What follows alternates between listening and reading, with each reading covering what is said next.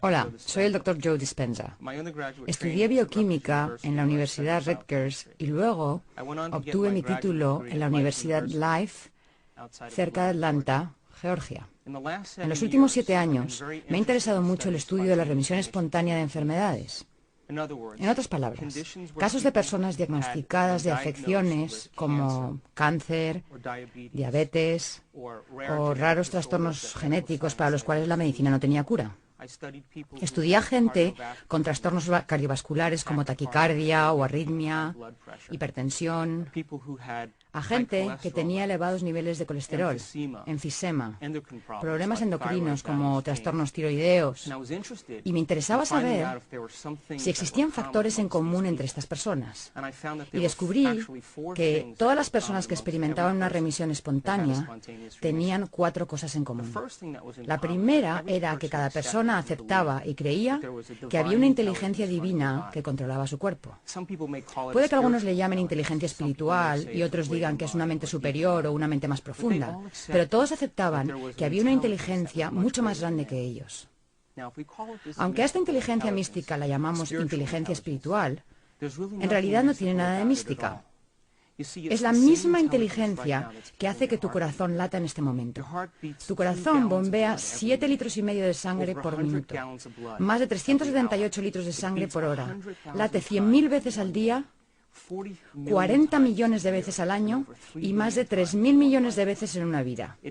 Bombea constantemente sin que tengamos que pensar en ello conscientemente.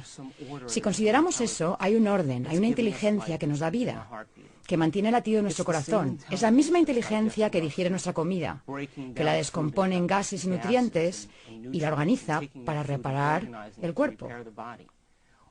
Todo ello sucede sin que lo pensemos conscientemente.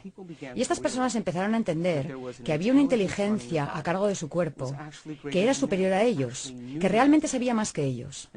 Y que si conseguían conectarse con esta inteligencia, quizás se encargaría de curarlos.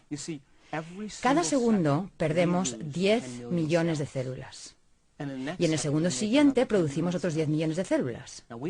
Nosotros no pensamos en hacerlo. Tú y yo somos seres con libre albedrío. Pero hay un orden, una inteligencia que lo hace por nosotros. Cada célula del cuerpo, de los 100 billones de células del cuerpo físico, cada célula experimenta 100.000 reacciones químicas por segundo. Si eso lo multiplicamos por los 10 billones de células, podemos ver que hay cierta inteligencia que nos da constantemente vida. Ahora, lo interesante de esta inteligencia es que tiene una voluntad independiente de nuestra voluntad. Nos da vida constante y sistemáticamente. Su voluntad trasciende nuestra voluntad. Su mente trasciende nuestra mente. Y mantiene un orden en el cuerpo físico.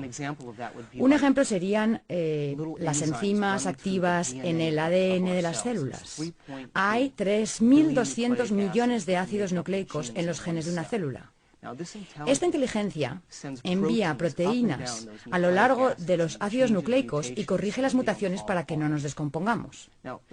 Si pensamos en esto, esta inteligencia nos da vida constantemente. Y estas personas dijeron, cabalgo en la espalda de un gigante. Y si puedo aprender a conectarme con esta inteligencia, ella me sanará. Eso es lo primero que aceptaron todos. Lo segundo fue que todos creían que sus pensamientos, su modo de pensar, su mentalidad a la larga contribuía, de hecho, a su enfermedad. Y dijeron, si mis pensamientos contribuyen a mi enfermedad, tal vez deba cambiar el modo de pensar que tuve estos últimos años. Cada vez que pensamos, fabricamos una sustancia química. Si nuestros pensamientos son buenos o elevados o felices, fabricamos sustancias químicas que nos hacen sentir bien o felices. Y si nuestros pensamientos son negativos o malos o de inseguridad, fabricamos sustancias químicas que nos hacen sentir exactamente como pensamos.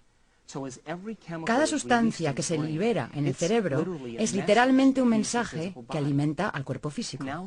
Y ahora el cuerpo empieza a sentir como piensa. Cuando empezamos a sentir como pensamos, sucede algo asombroso. El cerebro, que está en comunicación constante con el cuerpo, Consulta con el cuerpo y empieza a pensar de la manera en que sentimos, lo que a su vez fabrica más sustancias químicas que nos permiten sentirnos como pensamos y pensar como sentimos. Y quedamos atrapados en el ciclo de pensar y sentir entre el cerebro y el cuerpo. La consecuencia indirecta final de esto es que creamos un estado de ser, y ese estado de ser se convierte en nuestro modo de pensar. En otras palabras, los sentimientos se convierten en nuestro modo de pensar. Y cuando los sentimientos se convierten en nuestro modo de pensar, estamos atrapados en un ciclo donde el cuerpo literalmente piensa por nosotros.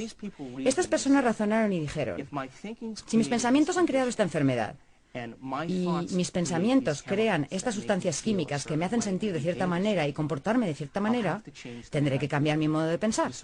Entonces se propusieron interrumpir el proceso. Eso era lo segundo que tenían en común.